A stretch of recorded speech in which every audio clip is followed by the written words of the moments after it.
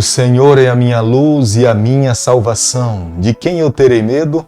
Muito bom dia. Com essas palavras nós começamos mais um dia.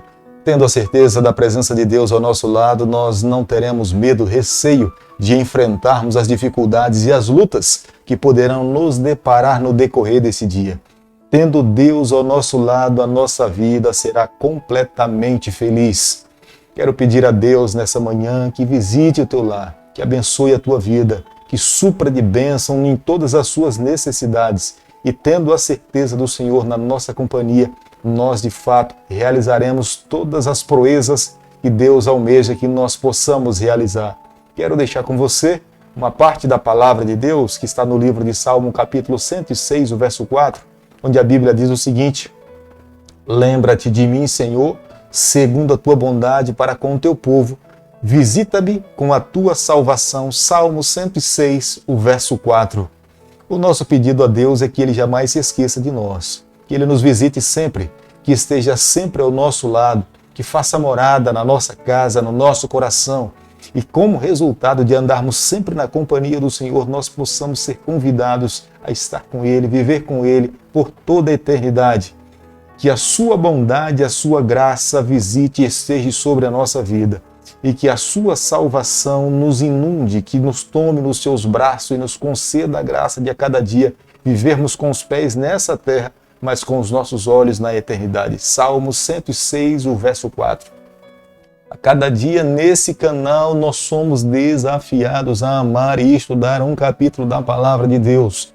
Eu quero convidar você nessa manhã a ter também a palavra de Deus nas mãos, porque quando nós temos a palavra de Deus nas mãos, é Deus falando conosco.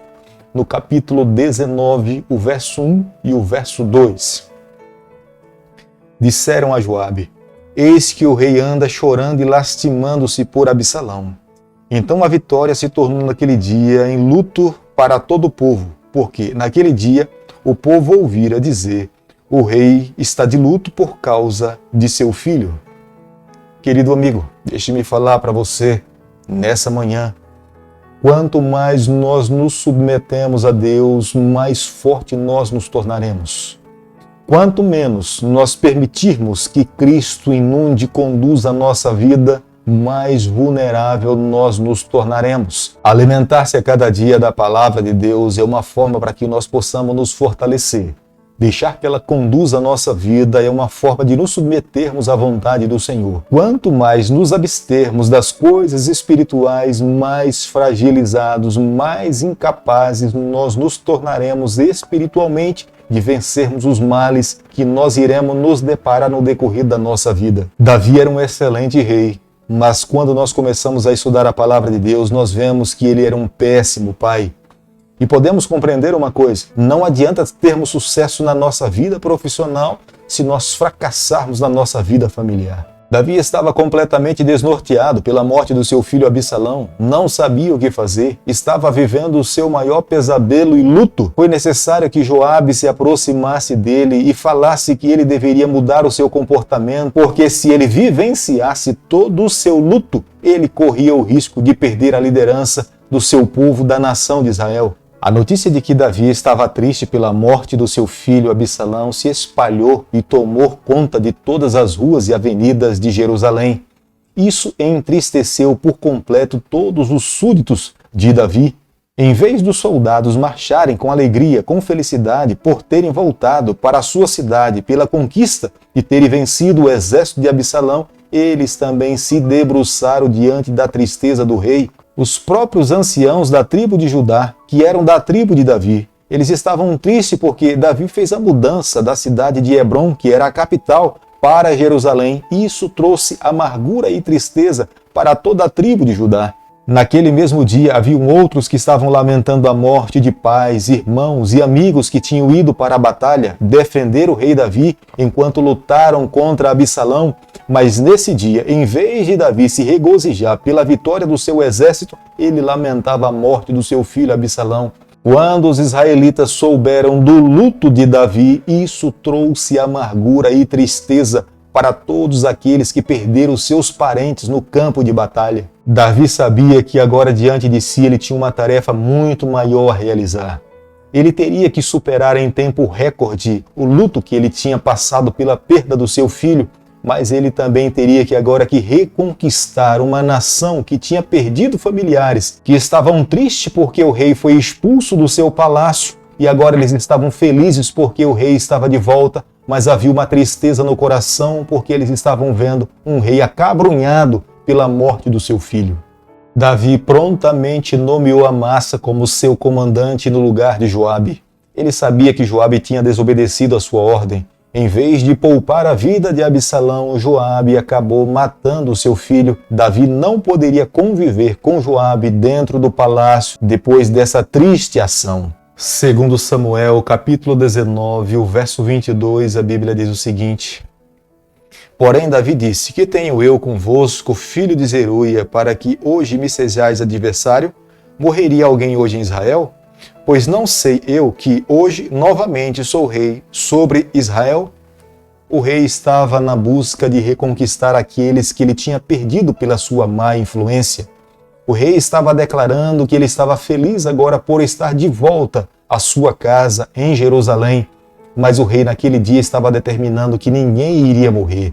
Ele estava disposto a perdoar aqueles que por algum momento de fraqueza tinham lhe traído. Ele estava oferecendo perdão. O seu objetivo nesse instante era reconciliar, ganhar o coração daqueles que ele tinha perdido, unir a nação de Israel e levar o seu povo a mais uma vez marchar, seguindo firmes com o mesmo objetivo e com o mesmo propósito. Davi cumpriu com sua palavra em não se vingar-se daqueles que por algum momento de fraqueza tinham se levantado contra ele.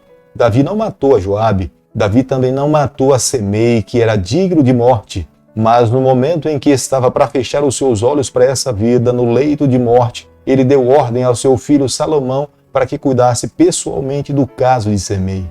Diante do versículo 24 que nós estamos estudando nessa manhã, nós conseguimos entender que Mefibosete não teve interesse naquela revolução de se assentar no trono de Jerusalém. Na verdade, Mefibosete foi falsamente acusado por Ziba de querer usurpar o trono, mas no fundo, na verdade, ele não tinha nenhum interesse. Ziba, quando vai ao encontro de Davi, em vez de levar Mefibosete, que era deficiente, Ziba se aproveita daquelas circunstâncias para levar alimento para Davi. Mefibosete não o acompanhou porque fisicamente ele era incapaz de poder acompanhar, mas, de fato, quem era culpado era Ziba. Nesse encontro com Davi, no seu retorno, Mefibosete abre o seu coração e declara que ele não acompanhou Davi em decorrência da sua incapacidade e da traição de Ziba. Querido amigo, nessa manhã, ao concluirmos o estudo do livro de 2 Samuel, capítulo 19, nós precisamos pedir a Deus sabedoria, como também Davi um dia precisava, para unir, reconciliar, oferecer perdão e agir de uma forma íntegra e justa para com aqueles que tinham falhado para com ele. Somente uma pessoa que busca Deus diariamente, constantemente, encontrará no Senhor refúgio, forças, sabedoria, para que possa agir no momento certo, ter palavras sábias na hora exata, para que possa ajudar a fortalecer uma nação. Deus estava ao lado de Davi para restaurar o estrago que o pecado tinha causado na sua vida e na vida da sua família e de toda uma nação. Deus não lhe abandonou. Deus estava na sua companhia para lhe conceder força, sabedoria, para que ele conseguisse alcançar todos os seus objetivos. Embora o Senhor tivesse lhe concedido perdão, mas ele não tinha lhe poupado das consequências dos erros que Davi tinha cometido na vida. Mas ele estava ao seu lado para lhe ajudar em toda e qualquer circunstância da sua vida. Não sei se nessa manhã tenho falado para alguém que no decorrer da sua vida tem colhido os frutos dos seus erros de uma vida passada, dos seus pecados, mas é necessário nessa manhã afirmar a você: jamais se esqueça, Deus está ao seu lado. Deus perdoou o seu pecado se assim você o confessou e o abandonou. Tenha certeza da bênção de Deus sobre a sua vida, como também aconteceu com a vida de Davi. Mas busque a partir de então a cada dia seguir a sua palavra, amar a pessoa do Senhor. Vivendo dessa forma, tenha certeza que o céu irá se agradar da tua vida. Querido Pai, nas tuas mãos nessa manhã nós nos colocamos, confessamos as nossas falhas, nós entendemos o teu amor e a tua bondade para com a nossa vida. Fica conosco no decorrer desse dia. Nós nos colocamos em tuas mãos, nós abrimos o nosso coração, nós oramos, nós pedimos e o fazemos em nome de Jesus. Que o Senhor te abençoe e te guarde. Que Ele faça resplandecer o seu rosto sobre você. Que Ele tenha misericórdia de você. Que sobre você, nessa manhã, Ele levante o seu rosto e conceda a sua paz em nome de Jesus. Amém.